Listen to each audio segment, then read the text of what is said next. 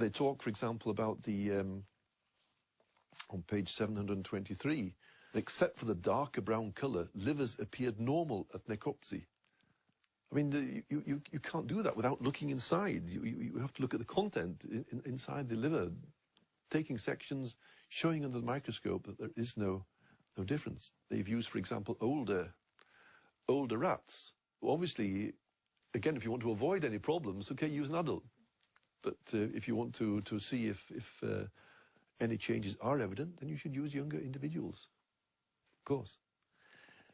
In some ways, you could say it's bad science because a lot of the data that they should have shown isn't shown.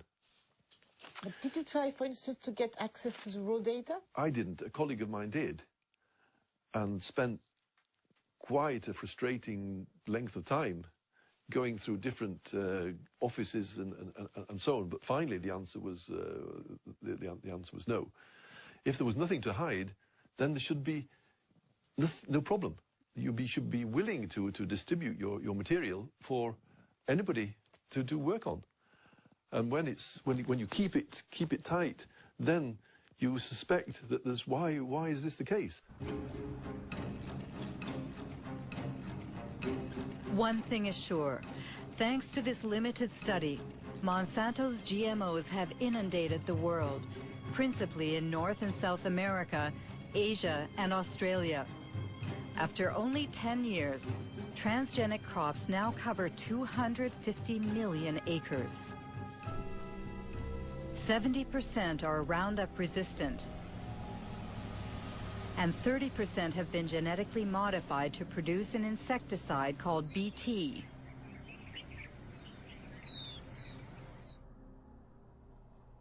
Since 2001, the company has published a yearly document titled The Pledge Report, a kind of ethics statement in which Monsanto tries to justify its business practices. At the heart of the opposition to GMOs is the subject of patents. This is what Monsanto calls their intellectual property, which are supposed to protect their investment.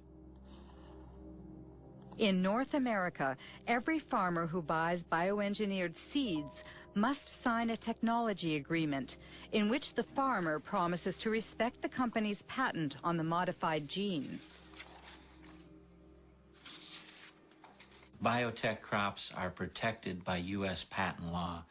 And so I may not in any way save seed to replant the following year. It's something that is a protection for Monsanto, for biotech companies, because they literally invest millions and millions of dollars to produce this new technology. And how can Monsanto know that someone, for instance, harvested seeds?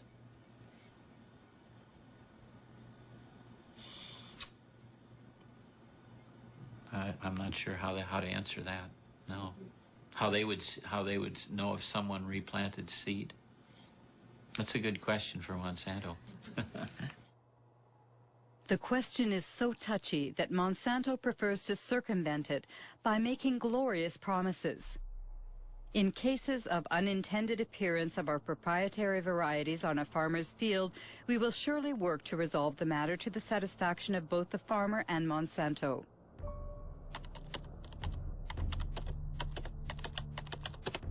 The reality seems much less idyllic.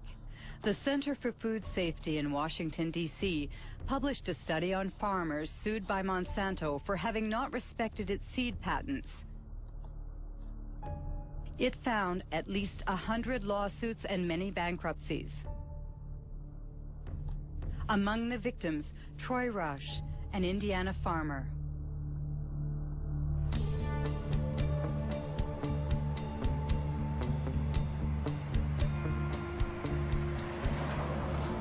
Our story starts back in 1999. A gentleman, and I use that term loosely, showed up at my mother and father's farm, and he claimed to be a private investigator hired by Monsanto. And he was out investigating farmers saving their own seed, and asked us, he'd come right out and ask us if we'd saved their seed. And We told him no, we had not, and offered up our herbicide purchases and seed purchases, all the receipts and everything. Told him where everything was purchased so he could go check it out for himself. He declined that offer. And what occurred is then they sued us. Monsanto filed a lawsuit against myself, my father, and my two brothers. And Monsanto presented us with documents that they claimed were samples taken from our farms. To obtain those samples, Monsanto had to have trespassed upon our land without our permission and stole those samples. That year, I recall we had 492 acres of Roundup Ready soybeans. And they were grown under contract for a company for seed. And the contract was very specific. It spelled out the specific fields, so it wasn't a problem in isolating those fields. Everybody knew it. And why did you settle out of court with Monsanto? Well, after 2.5 years of this, the family was just destroyed. The stress involved in this, I mean, they're in essence threatening 5 generations of work. And if they would to prevail in something like this, it's all gone. They take it all away. They take it all away. Good morning. Morning, sir. How are you this morning, Troy? I'm well. How are you, David? Still surviving? Good. Troy Roush and David Runyon grow conventional soybeans. They have been victims of the so-called gene police. Created by Monsanto to enforce its law in the fields, the gene police sow fear in rural America, where farmers denounce the totalitarian methods used in a GMO-dominated world. I have some pictures here for you, Troy, I'd like you to look at. Okay. Here's what I have done, Troy, to help prevent re-entry on my farm of anyone coming onto my farm. It was in July of 2003. And they came, it was the latter part of July, they came to my house. It was like 7 p.m. Who came? Monsanto employees. And they presented me a business card. And they asked me a few questions about the kind of soybeans I plant, the kind of corn I plant, where I market my crops. And so I said, okay, that's the end of the conversation. Yeah, patents have changed. They've changed everything. It revolves with a relationship of trust with neighbors. That is gone. Myself, I probably only have 2 farmers that I talk to that are close to me. Are they really afraid, the farmers? Of course they're afraid. You can't defend yourself against these people. They've created a little industry that serves no other purpose than to wreck farmers' lives. Of course they're afraid. Does it mean that you're afraid, for instance, that a neighbor can snitch on you? Yes. Yes? Yeah. Yes. All you have to do is Dial 1-800. dial 1-800 Monsanto. Or no, I'm sorry, 1-800 Roundup. I remember encouraging farmers to call this toll-free number and turn their neighbor in. And why does Monsanto do that? Well, the reason they do it is control. Seeds? Yeah. They want to control the seed. They want to own life. I mean, this is the building blocks of food we're talking about. They are in the process of owning food. All food. Between 1995 and 2005, Monsanto acquired over 50 seed companies throughout the world. These companies produce corn, cotton, wheat, and soybean, and also seeds for tomatoes, potatoes, and sorghum.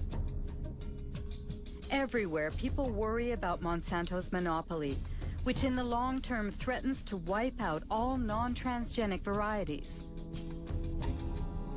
Monsanto doesn't agree and speaks only about the benefits of biotechnology, especially in developing countries like India.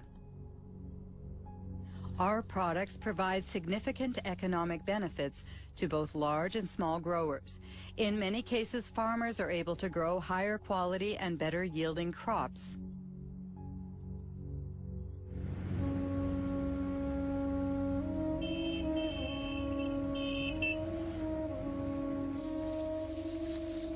India is the world's 3rd largest cotton producer.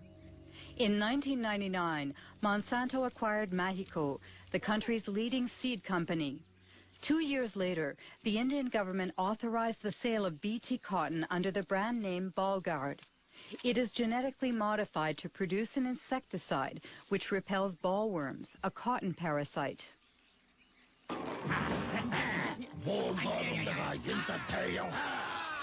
బోల్గార్డ్తో రాత్రి పగలు రక్షణ చూసారా Bollgard శక్తి యొక్క వాగ్దానం spray తక్కువ లాభం ఎక్కువ Bollgard ప్రతి విత్తనాలు కాయదులుచు పురుగులతో పోరాడే శక్తి. Since 2001, Kiran Sakari and Abdul Gayam have been closely following the transgenic cotton grown by small farmers in the Warangal district. Every year, the two agronomists publish a report comparing bioengineered cotton with conventional cotton in terms of yields and production costs. In 2006, the harvest was ravaged by a disease that affects transgenic cotton.